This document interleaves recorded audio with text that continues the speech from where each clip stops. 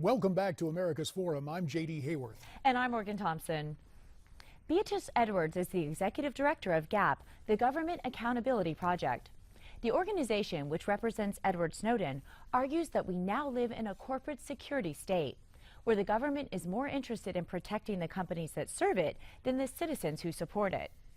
In her new book, Rise of the American Corporate Security State, Edwards details how intelligence agencies took advantage of 9/11 to illegitimately extend the government's reach. She demonstrates how corporations were only too eager to sell them expensive surveillance technology, as well as share data on customers and employees using the bogus threat of an imminent cyber war. Edwards offers a plan to fight back and restore transparency to government, keep private information private, and make democracy a reality once again. We're joined now by Beatrice Edwards. Beatrice, welcome to the forum. Thank you for having me. Well, we are very pleased to have you today.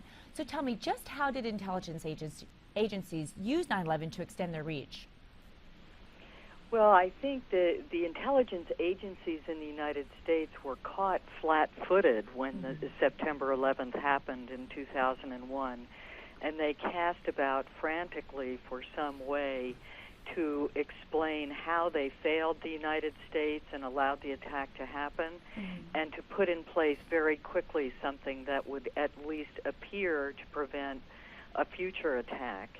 And one of our whistleblowers who came to GAP, I think 5 years or so after 9/11, told us that when the staff of NSA, the National Security Agency, met after the attack of 9/11, one of the senior officials there said that 9/11 was a gift to the NSA, that the budget cuts that had been coming down as a result of the end of the Cold War could be reversed, and they were.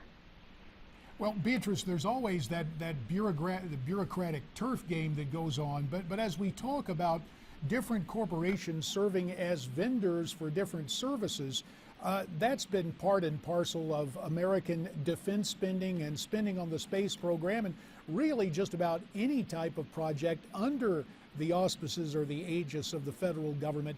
What makes this different? Is it beyond simply providing a service? Where are the strong objections to having private industry come alongside government to try and deal with problems we're confronting?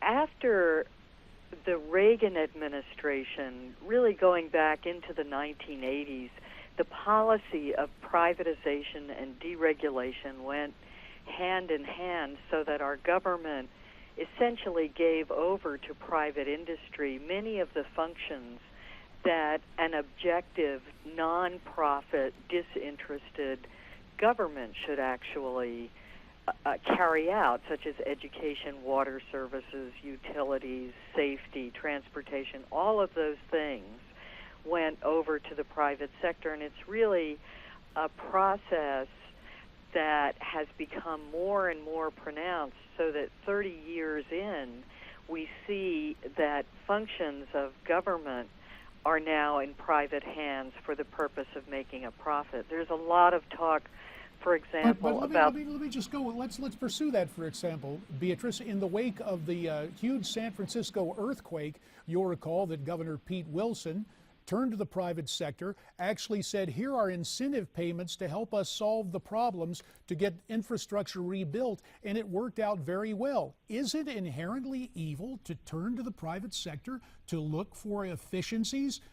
You're saying it's the realm of government. Does that extend across the board, really?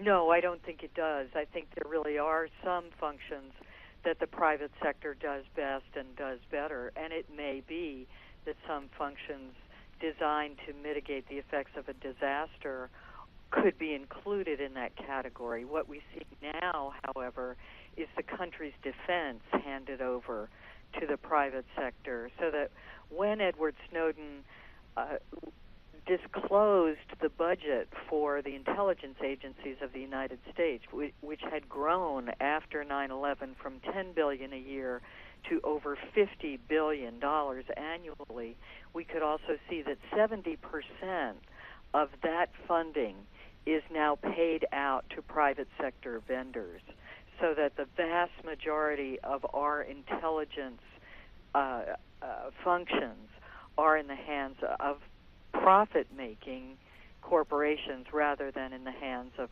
the government. Now, Ms. Edwards, going back to the government, what do you believe we can do to make the NSA better regulated? Well, there are two proposals that came out in the wake of the Snowden disclosures just this week. One came from the White House and one came from the Congress, and they both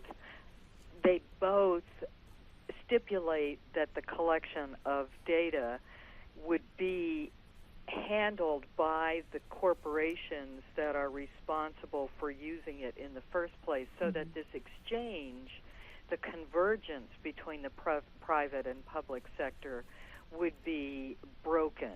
A corporation has a certain amount of data about its customers, but it stays in the hands of that corporation for consumer services purposes, while a government has other kinds of information that is relevant to giving services to the public, essentially. In other words, what we're talking about is mitigating the tendency to converge public and private intelligence. Beatrice, only about a minute left, and excuse me, Morgan, but just this question gets to me.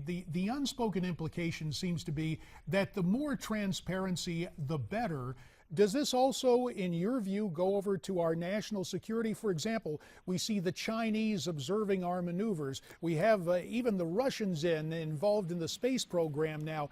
Is there anything in your mind, Beatrice, that can rightfully remain secret? Yes, I think there are many things that should be government secrets. The problem has been that secrecy, which in a sense overcame the government in the wake of September 11th, has gone much too far, so that we now have a secret court which rules on secret laws and makes secret interpretations of those laws and acts on them. Well, Beatrice Edwards, we very much appreciate your take on this. This discussion will continue. There's always that tension between security and liberty and transparency, and Beatrice Edwards addresses that in her new book. Morgan, we're glad to have you along. Thank you so much, and thanks again, Beatrice, for joining us. And we will be back with more on America's Forum. Here's where you can reach us via social media. Tonight.